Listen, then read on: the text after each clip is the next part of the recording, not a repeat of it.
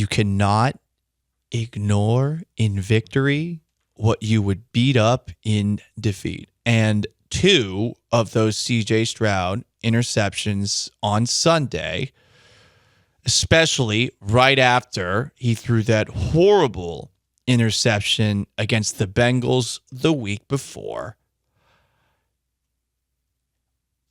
Breaking news, not good. You can't do that. But here's the thing. I actually think this is going to end up being good for Stroud going forward.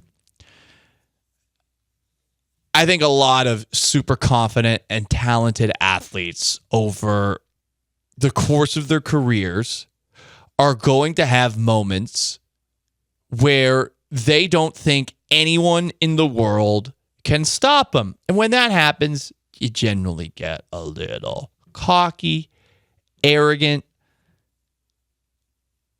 You think everything's just going to work out. You have main character energy. And Stroud had main character energy in the fourth quarter. He did. I'm not saying he's about me. I'm just saying that those 2 interceptions that he threw in the red area, one in the back of the end zone, the other to the left sideline, were awful.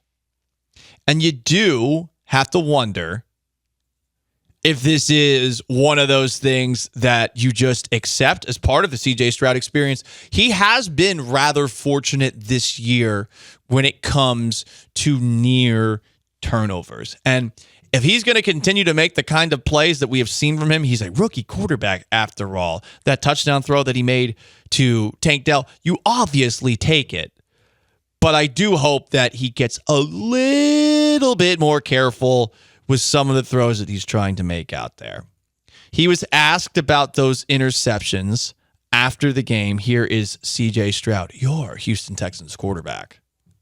Man, Steph Curry don't ever stop shooting. I'm gonna keep letting it ride, and I don't got no shame in my game. I definitely got to be smarter, but no confidence is taken away from me. I'm gonna keep letting it fly. I mean, there's things where it can go either way, and they got the better of me today. And that's just the NFL, so I'm blessed enough to come out here with a dub, and my confidence isn't going nowhere. I'm going to keep shooting it. I'm going to keep letting it fly. And I think that's what makes me great, is that those times where you either get away with it or you don't, or you make the play you don't. I've been blessed enough to have plays where nobody talks about it because they don't make the play. But this game, they made the plays, and that's not going to skew my confidence one bit. And I'm going to keep being me. I think I'm very confident, not only in myself, but how we're playing as an offense in the whole. And I'm not going to let my emotions and things get in front of that. He referenced Steph Curry. Oh, is Steph Curry going to stop shooting there? It is always tricky when it comes to confidence, because someone like Steph Curry, you say, yeah, keep shooting. But he is one of one, right? I know that in basketball, you have to have an irrational level of confidence to succeed. It's why guys like Dion Waiters were able to carve out careers in the NBA. A guy who said, yeah, if I take 30 shots and I missed all of them, at least I still had my confidence. James Harden had his fair share of 1 for 18 games. They would drive me crazy, but you are supposed to just keep shooting through it. There is, though, I think only a few players that should actually get that green light. I do think Stroud's one of them. Based off of what we have seen thus far this year, it's clear that he's got some really special traits that only a couple of other quarterbacks have. And I know we could go down an entire rabbit hole of where Stroud ranks compared to the best quarterbacks in the game. So I'm not going to actually do that because we are talking about a rookie quarterback. But he is one of the few guys where you feel good about him just afterwards saying, like, well, I'm not going to lose confidence. I'm still going to keep doing this stuff. But I think he did, at the very least, coming out of this, admit that some of this was on him. It's always interesting to see some of the other quarterbacks in the game and how they handle some of their mistakes. I would say, as someone who covered Russell Wilson when he was in Seattle, Russell Wilson every now and then would, when talking about plays that he extended where he took sacks or would throw interceptions, he would say, well, yeah, but there's also touchdowns that I've thrown along the way too. Cool, splendid, neato, but you got to be smart. Got to be safe with the ball from time to time. So that's something Stroud's going to have to work on, and I do think that coming out of this game, that is a positive development for C.J. Stroud. I think he is going to be better for it. More comments here. 713-780-3776 to call in. To text in as well. Twitch.tv/ESPN975. Hack-a-Shack comments. I agree, Paul. If the Texans rolled over the Cardinals, they might have run into the Jaguars too confident. This helps the guys realize they can come crashing down if they don't focus on every play. Well, they should have realized that after the Bengals game. Honestly, they should have realized that after several games. It is funny. Like, they've learned these lessons a lot, and they are still getting away from not necessarily a car crash, but these mini fender benders without a major scratch.